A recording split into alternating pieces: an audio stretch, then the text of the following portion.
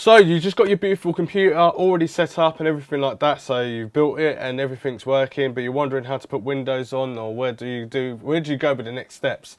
So first option one is to buy the operating system, which is Windows 10, and there'll be a link in the description down below for everything I'm talking about, so you can get there really quickly.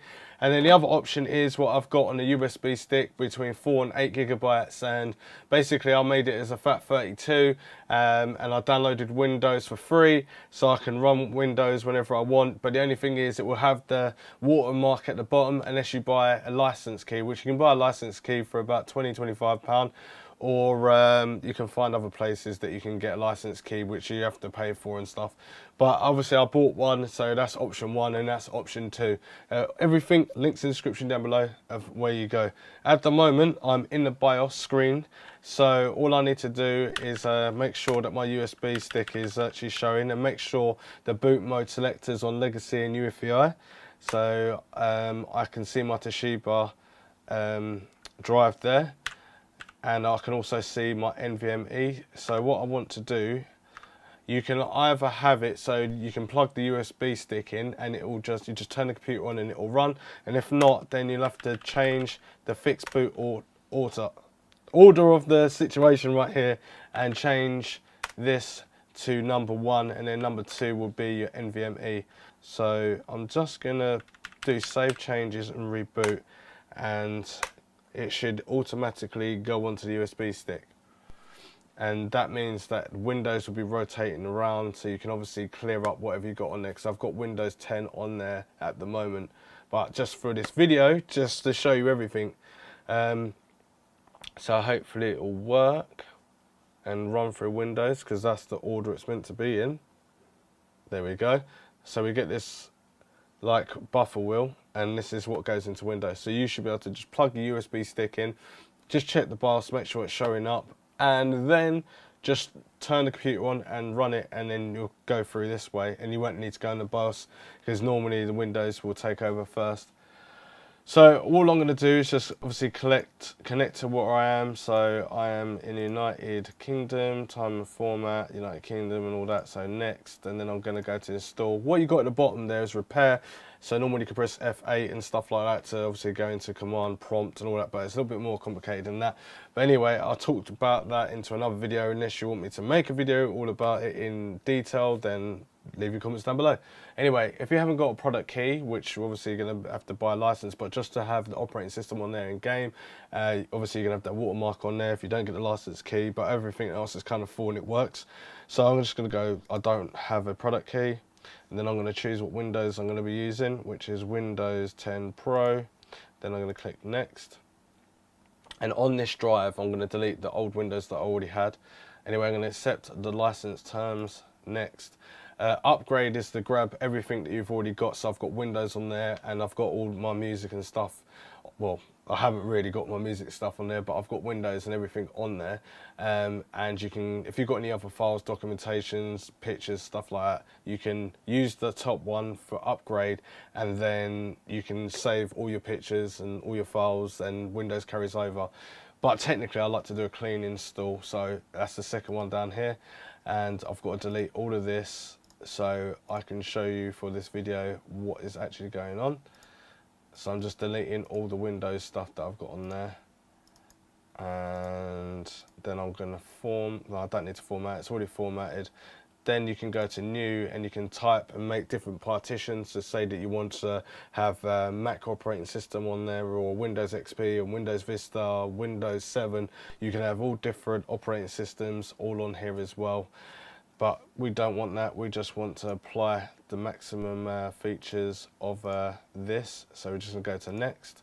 And I know that my drive is 236 gigabytes, because that's what's left from 240 from the Toshiba RC100. And this is a 240 gigabyte NVMe drive. So all you're going to see now is copying Windows files, getting files ready for installation. You have to go through all of that. Once you've done all of that, then we'll talk about the different steps.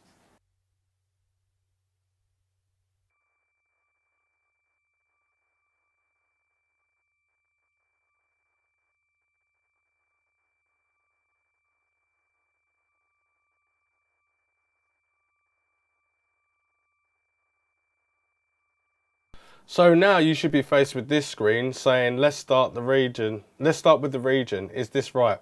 So United Kingdom, you just make sure that you scroll up and down to find your own region. Click United Kingdom. If you're from the United Kingdom, that is. Then click yes. And then it's going to ask me, is this the right keyboard layout? So I've got a UK keyboard right now. So UK or United Kingdom, click yes. And then it says, do you want to add in a second keyboard? I don't, so I'm going to skip, but you can add one if you choose to. I've got my internet right here, so I'm going to go to connect. And then I've obviously got to put my internet details in, so just hold on 1 second. Then you click next when you've got your internet details in there, because I'm using Wi-Fi at the moment, but you might be plugged straight in via dongle. So you click next. Now we have some important setup to do.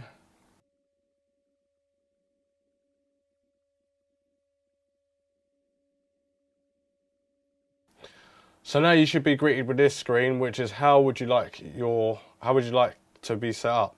So I would want, not this one, set up for organization. You'll gain access to organization resources like email, network, apps and services. Your organization will have full control over this device. You don't want to do that one unless you work in an organization. If you are for personal, we'll help you set up your personal Microsoft account. You have full control over this device. So click top one, next.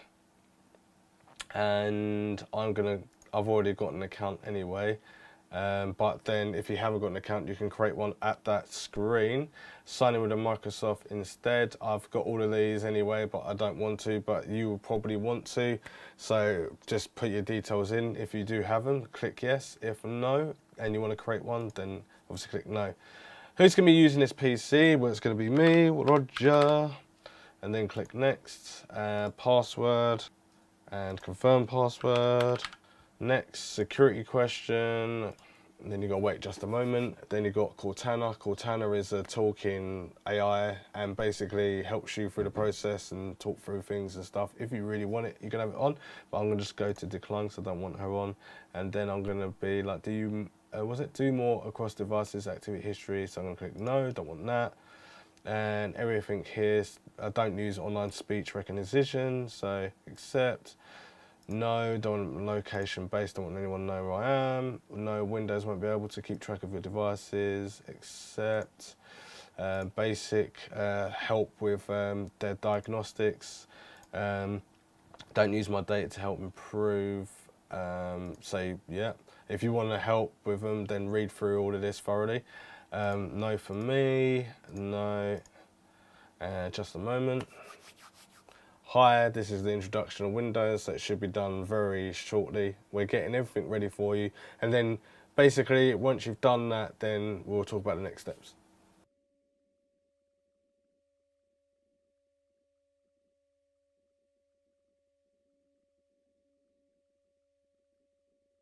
Right, so now I've got connected to the internet, so searching for a display driver, and normally it automatically set this all up. But first thing you really want to do is obviously go onto an Internet Explorer, and then type in obviously Google, get Google Chrome on there, and then obviously download that onto your computer and hit run. Next program you would want is WinRAR. Download that. Go into downloads, find the country that you're from or the language. Click if you've got 64-bit, use 64-bit. If you've got 32-bit, use 32-bit. Most computers are 64-bit now. So run that, accept for yes. I'm gonna include JAR and ISO because I use Daemon tools sometimes. And then just cross that off.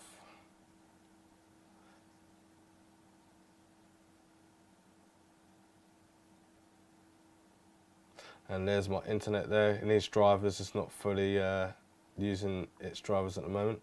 So pin to the taskbar. So you've got your Google at the bottom. So I'm going to go down to continue. And then I've got Google there. But I want to go right click. Actually, I want to go into here and find where Google is. Where are you? Google. Right click that. So pin to start, which is here. Then right click on here and then go to more and then go to pin taskbar. Now it's here. So when I cancel off my Google, it's still there. So now, just going to go back into Google Chrome. Now I want to go and download some drivers. So the first one would be NVIDIA drivers. So download NVIDIA and go down to NVIDIA download drivers. Go and download this one here. This is download includes NVIDIA display driver GeForce Experience application. So you want to download that.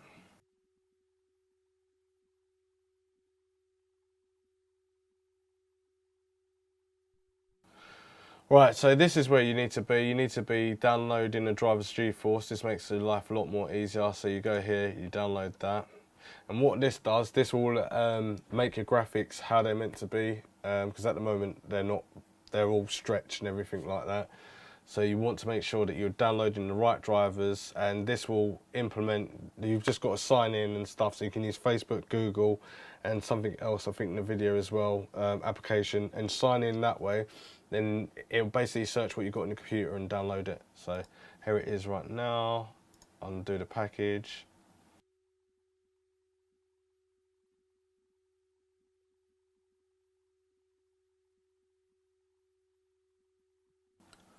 So yeah, as I said, log in with Google, you can log in with Facebook, you can log in with QQ, and log in with web chat. So I'm just going to log in real quick. So I'm logged in, and it says no driver found, but it has here because it says GeForce game ready is ready to download. So I go to continue, and as you can see, it's downloading the latest driver, and it's hard to see obviously because everything is all in the way. There we go, GeForce game ready driver, and when the date it was released and stuff like that.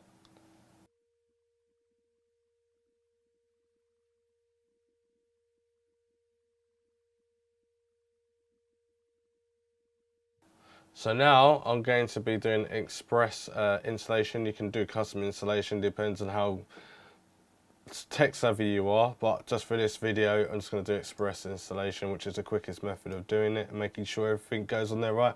But some things you can make the file or the apps literally lighter with more space because you're not using everything that you don't need to use.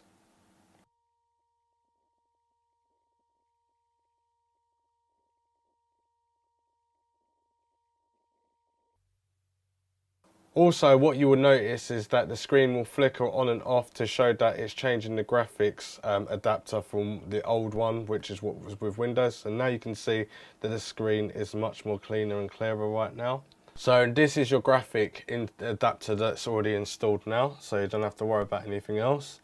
Whenever there's more drivers, it will come up here, but it says that you've got the latest updates. So you can click check updates. It will pop up here. It says you have the latest GeForce driver, or up here. So now I'm just going to come out of that. So next, after you've got those drivers, you need to go to your motherboard settings. So this will be your motherboard vendor, I should say. So MSI motherboard, what one have I got? Z390 Carbon Pro AC. So just take me there and go into the actual motherboard thing here. I need to change this actually because the screen is still not right. Go into this display settings, make sure everything is changed. So at the moment it's at 1280 by 720. That's not the case because this screen is 1920 by 1080 resolution. So at the moment it says 150% recommended, where it's not. 100% is recommended for me. So I'm going to use that. And then you can go to advanced displays, and then you can go into display properties. Because I'm using this game capture, this only runs at 60 frame rates per second. So normally this is what's on here at the moment, but on this actual screen it'll have a drop down of 240 hertz. So obviously my screen can handle that, but because this game capture can't obviously access it. But this is where you would be if you've got a 240 hertz monitor. You obviously click down and set it up and then hit apply, then OK, and everything will be perfect. The screen running really, really nice. And if you've got a 10-bit screen, actually there's no point in talking about a 10-bit screen because this is all about gaming right now. Anyway, so we go into here, we've got MSI, we want to go to support, and you want to download the latest drive. latest BIOS update to keep the BIOS updated well. Not all the time that BIOSes help with the problems with motherboards. They probably still need to be fixed depending. So technically I normally use the BIOS for a bit and then I update after there's a few other BIOSes that I know that are working. So you normally go in there and then download the latest BIOS, and also keep a backup of your own one. Now drivers, we go into drivers. I'm on Windows 10 64, we've got other drivers here. I want Bluetooth driver, so I hit download and I download that, but I've already done this. Everything that you've seen, I've already done this, and it's already on another NVMe, and then I'm gonna swap it over. You won't even see it in the video, but it will just show that everything's on there. I'm just telling you exactly where to go to get all your stuff and what you should download. So you can download the Intel Management Engine driver, download that. You want to download chipset as well for the actual motherboard. You want to download the LAN drive, the LAN drivers, because you want to be able to connect Ethernet cable straight into the back of the computer. Or if you've got dual Ethernet, you want to make sure that it's working and communicating properly with the internet. And then you also want to download the Wi-Fi version as well. So you've got Intel drivers and then Intel Wi-Fi driver. And then you've got onboard PID SATA drivers. So you want to download that. And onboard VGA, you don't need to download that, but you could have downloaded that before NVIDIA. But because you want to get the proper thing that goes with the graphics card, which is the RX 2060, I went there and got the right driver. Onboard audio, Realtek HD, just download that. And then if you're looking for obviously the manual, you can click here and get manual. Just go for whatever country that they've got going. So they've got English, Europe, Asia, simplified Chinese. So simplified Chinese is probably going to be like, is it Mandarin? I think it's Mandarin is the one that's the easier one to read. Anyway, you got utilities, so this is where you get your RGB stuff. So you want to click in that, make sure you find the operating system you're using. CPU Z, MSI Gaming.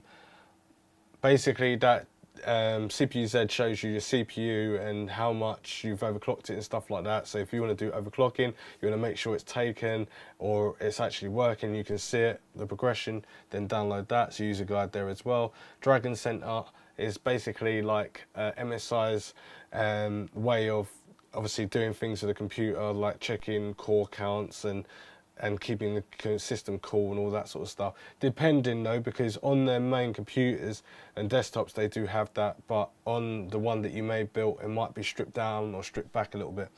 You got Intel Extreme Tuning Utility, you can use that. It depends on how well you are with computers. Mystic Light 3 is what you can control the RGB, so RAM, CPU air cooler, graphics card, motherboard, anything that's got RGB that's connected to it, other than the RX 2060 because it's just green, unless it does change colours and I just don't know about it. You've got Dynamic sound, so you can obviously muck about with the sound, well not muck about with it, download it, and then you can use it, say that you're doing anything to do with audio and you want the best sound, use that. And for gaming as well. And you've got Realtek audio control, so download that if you really want that as well. And then after that, you'll have all your drivers on all that on there, so that'd be no problem. I swear I'm speaking really funny. Anyway, after you've done all of that, then you would like to play games. So if you want to play games, then obviously go to Steam and download Steam. And then if you want to download, what was it, Activision, download that to download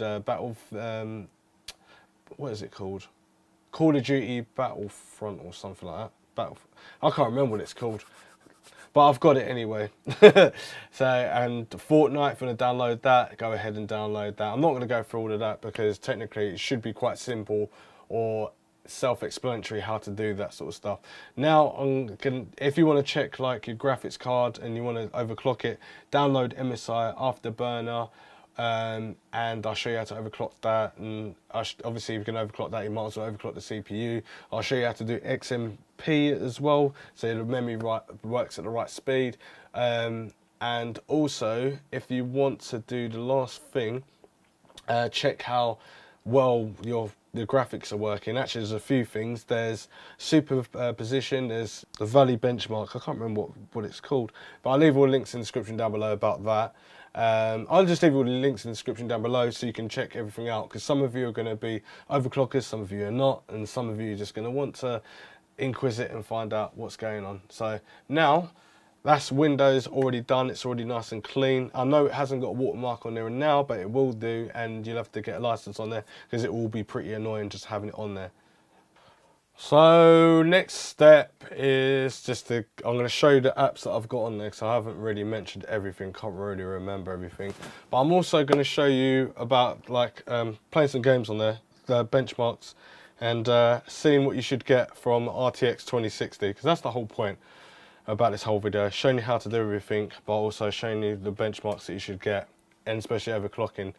Not going to go through it too much detail because this video is probably long as it already is, but just to make sure that you can get in the best from it, might as well.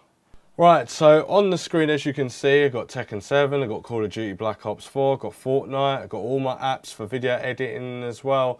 I've got MSI Mystic Light, I've got my Cinebench there to run a quick test on the CPU.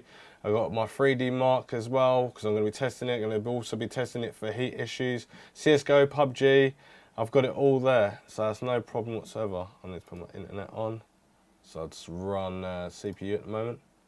And at the moment I'm using a 9900K. Also get ADA 64 so you can check the temperatures and stuff as well. So this CPU is stock at the moment. I'll leave everything stock for the moment. Alright, so we've got a score of 2036, and then let's go to OpenGL, check the graphics card out. Technically I don't really use this for the graphics card. I normally just use 3D Mark and stuff like that. But it's nice to know anyway.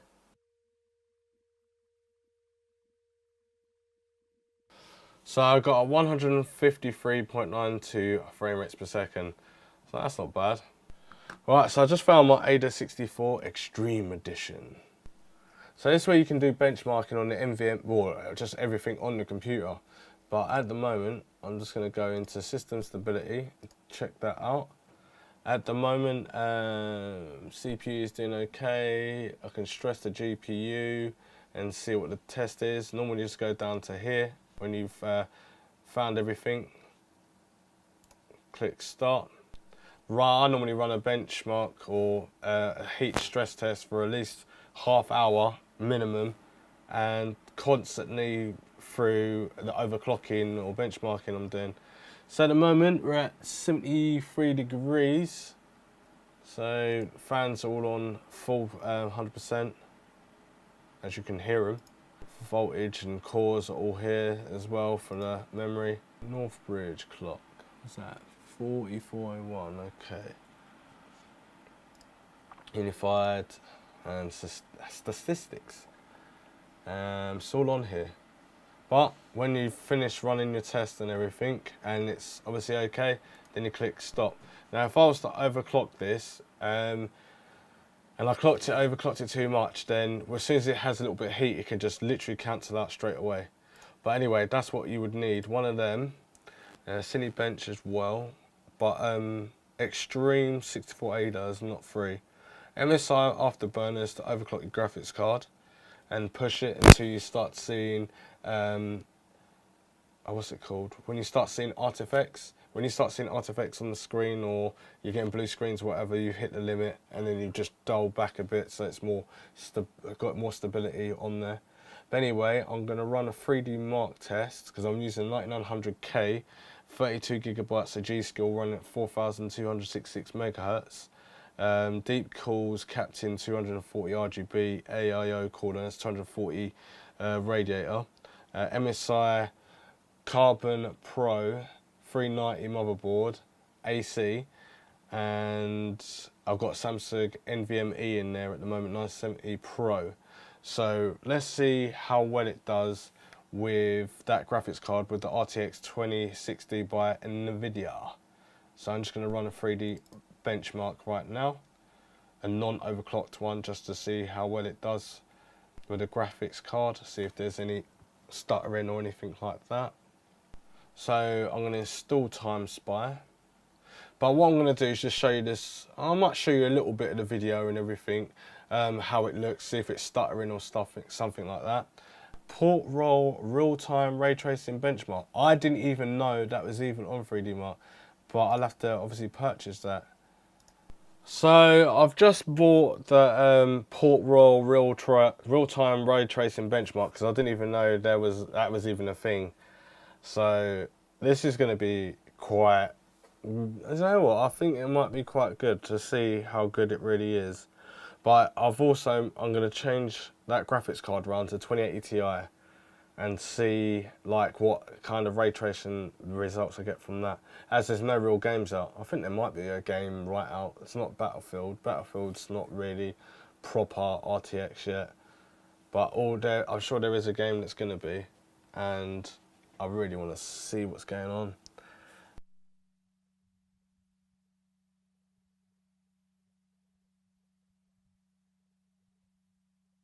Right, so now I've downloaded it. It took a while. Let's run it. I've never seen this one before.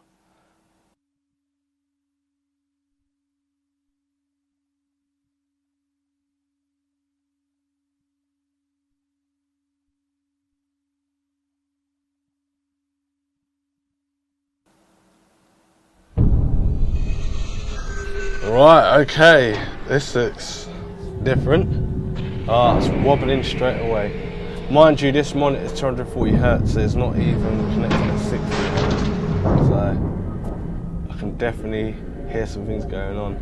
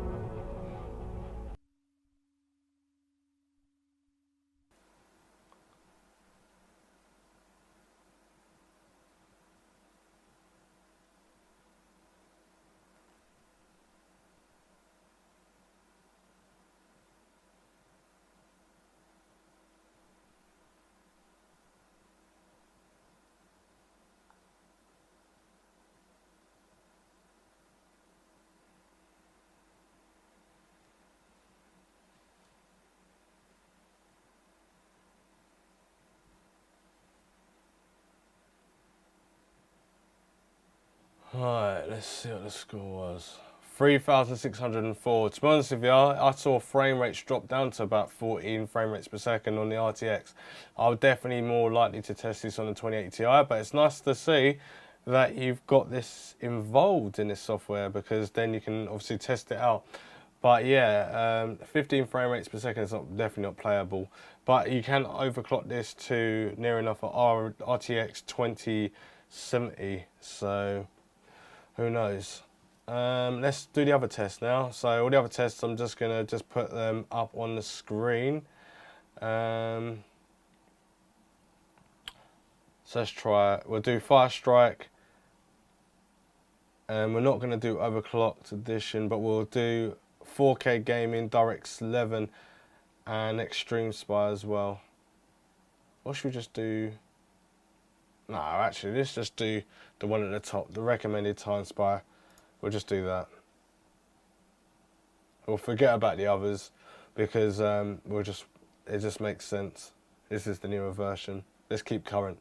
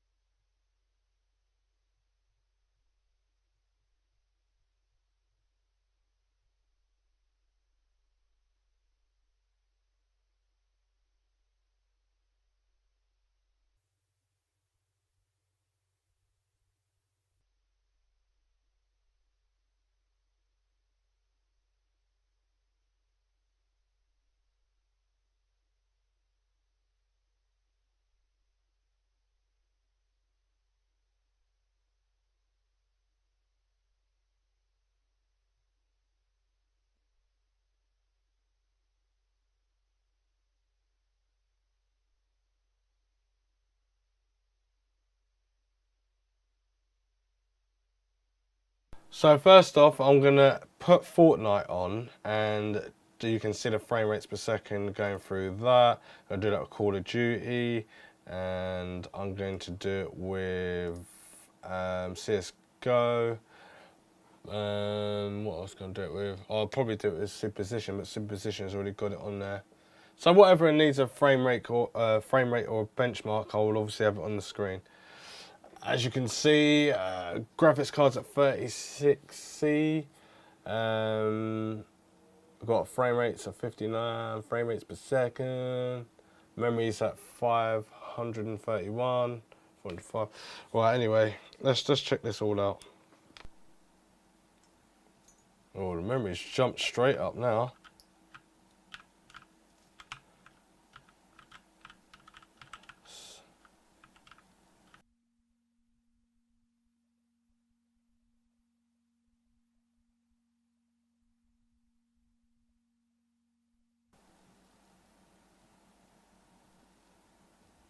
Oh man, what's this about? I didn't even pick the right one. I want to shoot some peeps. Oh, seems quicker.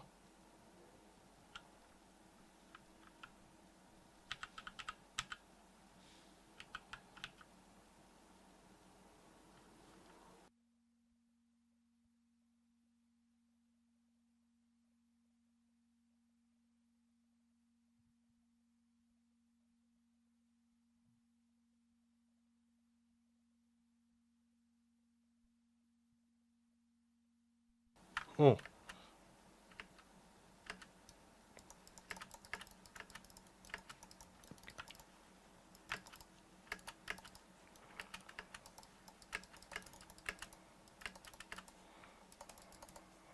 Done him.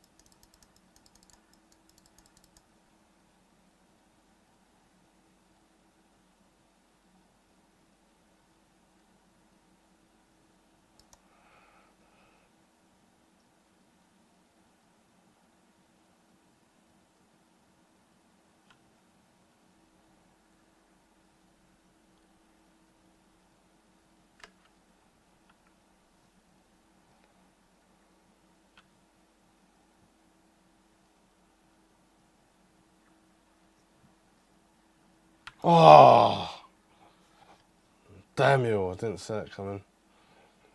Right, let's just leave that there. Let's try PUBG now. I haven't played PUBG for a while, so let's see how we get on. See how good it is. Oh, what's going on here? Reaching some real high frame rates just through this graphics card. But we are in the lobby, so we want to get out the lobby first. But this is all online. This is crazy. Graphics card's nice and warm as well. 68 degrees. Nice.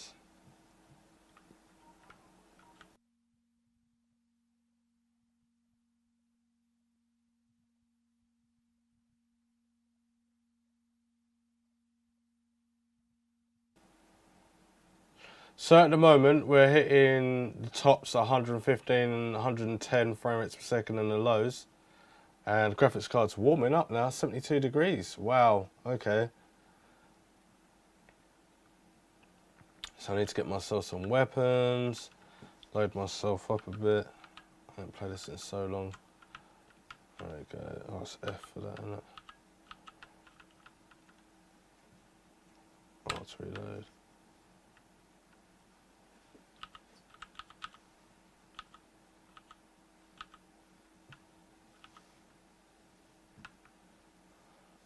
It just moves really nice and smooth. I like it. It's really clean. It's how you want when you're gaming anyway.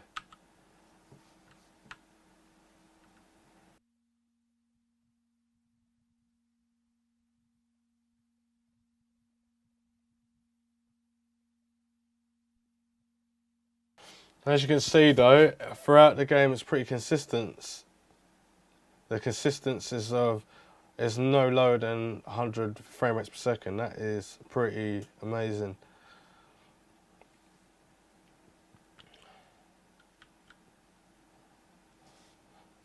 Very, very playable, I should say. It just dropped to 92 or 96. Okay.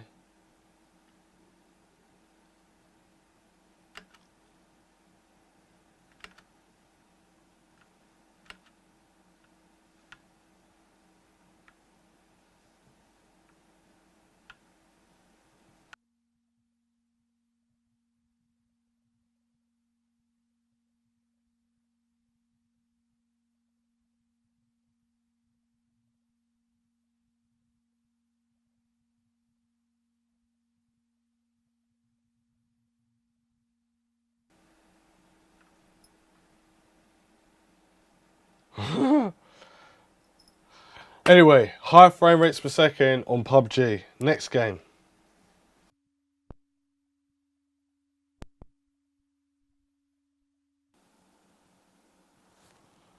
So we know that it can do around about 90 to 100 frame rates per second on medium.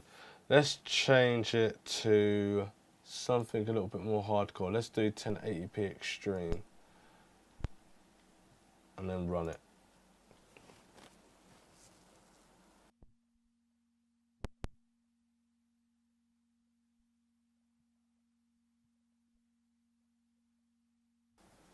So it looks like superposition still kills any graphics card whatsoever.